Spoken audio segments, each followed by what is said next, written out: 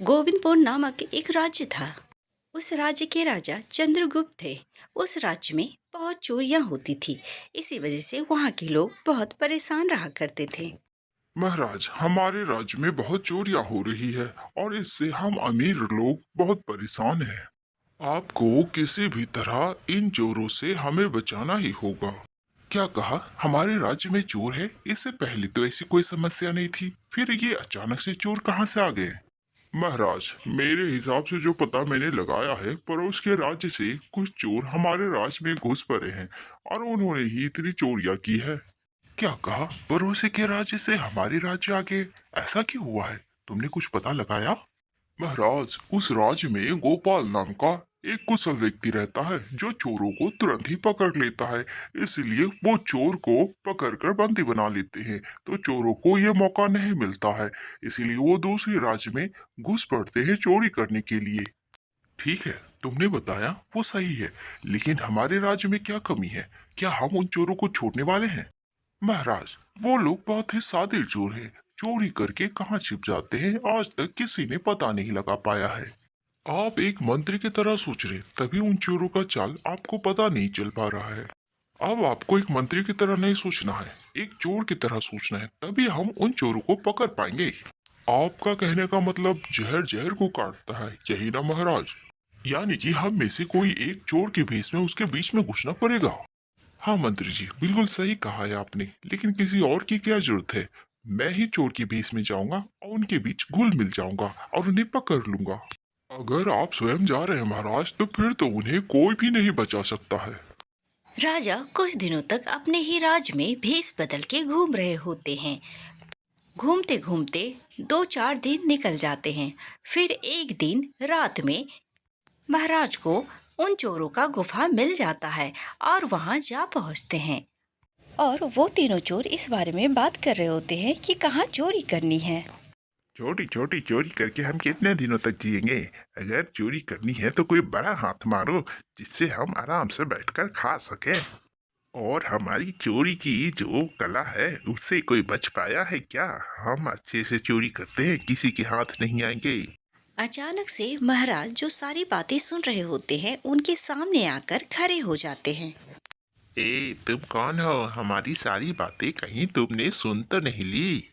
तुम लोगों को डरने की कोई जरूरत नहीं। मैं भी तुम लोगों की तरह ही एक चोर हूँ, और मैं किसी और राज्य से नहीं, इसी राज्य से आया हूँ। क्या कहा? तुम भी चोर हो? इतनी देर से जो हमने बातें की वो तुमने सुन लिया? हाँ, सुन लिया तुम लोगों की बातें, लेकिन मैं किसी को नहीं कहूंगा। मेरे अकेले होने के कारण मैं छोटी मोटी चोरियां करता था। इसीलिए इसीलिए मैं तुम लोगों के गिरोह में शामिल होने आया हूँ, ताकि मैं भी बड़ी चोरियां कर सकूं। तुम लोगों के बारे में मैंने बहुत सुना है कि तुम लोग एक काबिल चोर हो, किसी के हाथ नहीं आते। हाँ, हम तो दूसरे राज्य से आए हैं, इसीलिए तुम तो इसी राज्य से हो ना। तो हमें बताना, कितने लोगों के पास कितनी संपत्तियां हैं। ये बताने में हमारी मदद करना, तभी हम चोरी अच्छे से कर पाएंगे। तुम्हें अपने गिरोह में शामिल करने में हमें कोई एतराज नहीं, लेकिन हमारे में बहुत काबिलियत है। और तुम्हारे में क्या है, अपने बारे में बताओ। हाँ हाँ, बताता हूँ, लेकिन तुम तीनों में क्या गुण है, ये तो बता दो। तीनों चोर एक एक करके अपने अपने सभी गुणों को बताता है। मैं भी तुम लोगों से कम नहीं हूँ, मेरे अंदर भी बहुत काबिलियत है। मैं अगर अपना अंगूठा ऊपर करूँ तो लोगों को यमलोक पहुँचा सकता हूँ।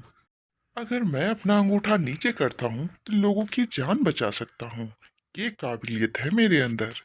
महाराज की बातें तीनों चोरों को समझ में नहीं आई, इसीलिए तीनों एक दूसरे को देखने लगते हैं। मुझे तुम्हारी बातें समझ में नहीं आई। भला एक उंगली से लोगों को कैसे जिंदा रख सकते हो?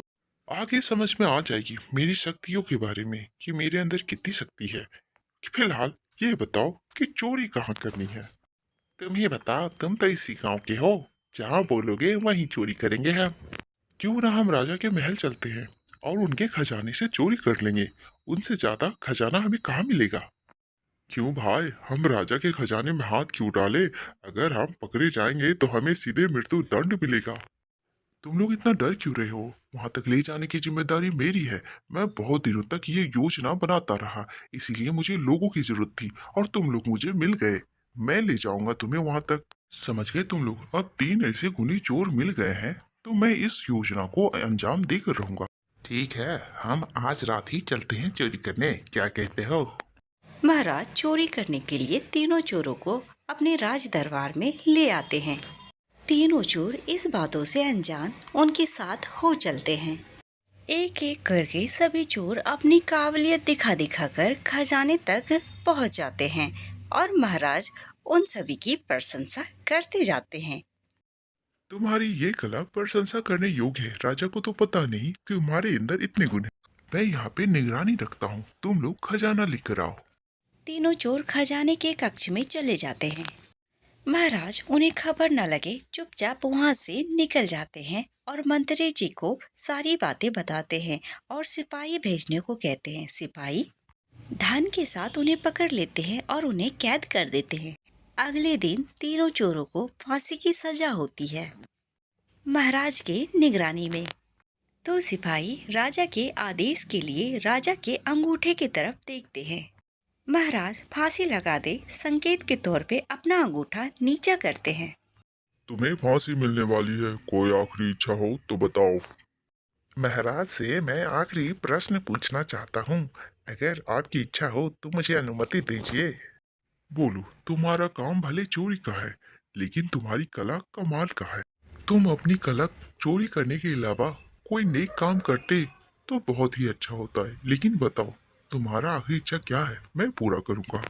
महाराज, हम लोग पहले से कोई चोर नहीं थे, हम लोग परिस्थिति के कारण ही चोर बने हैं। हमने अपने गुणों के बारे में आपको बताया था ना, आपने भी हमें अपने गुणों के बारे में बताया है। पहला गुण, आपने अपना अंगूठा नीचे कराया और हमें फांसी की सजा हो गई, हमने देख लिया। और हमारी आखिरी इच्छा है कि आप अपना दूसरा गुण भी हमें दिखाएं। महाराज, कृपया करके इसे स्वीकार करें। राजा उन चोरों की चतुराई देखकर उनकी प्रशंसा करते हैं और अपनी पहली उंगली को ऊपर उठाते हैं। सिपाही द्वारा उन चोरों के हाथ खोल दिए जाते हैं, उन्हें आजाद कर दिया जाता है। महाराज की इस प्रतिभा को तीनों चोरों ने देख लिया और वो तीनों चोर महाराज के ही राज में काम करने लगे और लोगों का भला करने लगे। तीनों चोर खुशी खुशी रहने लगे।